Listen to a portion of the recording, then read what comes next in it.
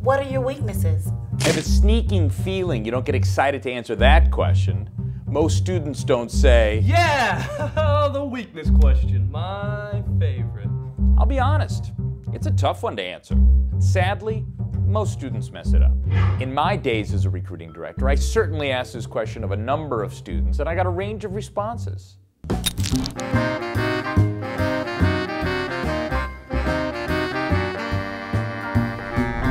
A majority of candidates, roughly 3 out of 4, would answer that question the exact same way. I'd say, What are your weaknesses? they would get a sly look on their face and very confidently all basically say the exact same thing. Go ahead, take a guess. I bet you know what they'd say, because it's probably what you would say. Well, my weakness is I work too hard. Inside, you're chuckling to yourself. I just took a strength. Working too hard and disguised it as a weakness.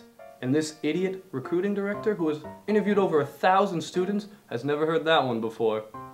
I might as well spend that signing bonus now. Sorry, but you work too hard or you're a perfectionist. Those are the weakest, cheapest answers in the history of interviewing. We old recruiting directors are a little smarter than you think. The best way to answer that question is to be honest. What a crazy concept. I should say relatively honest. Let me explain. Take an actual weakness, talk about how you identified it, how you're working on it, and why it's important for you to correct it. Let's take a look at an example. What are your weaknesses? One of the things that I tend to do right now is I procrastinate.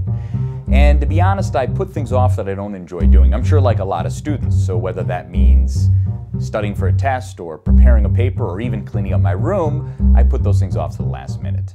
Right now, the only one it affects is me. So if I don't get the best grade on the test or if I have a messy room, it only really is my deal. But moving forward, especially when I'm working for a company, I know that I'm not going to be able to procrastinate because it'll affect everybody on the team.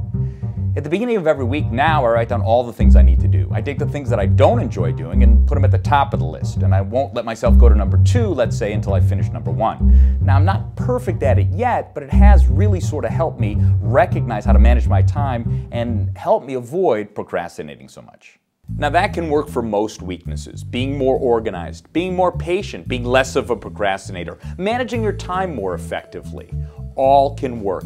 Your Career Center can give you some more tips on crafting a great answer. And while this can work for most weaknesses, there are some red flags. I'm horrible at math. I'm not a morning person. I hate people.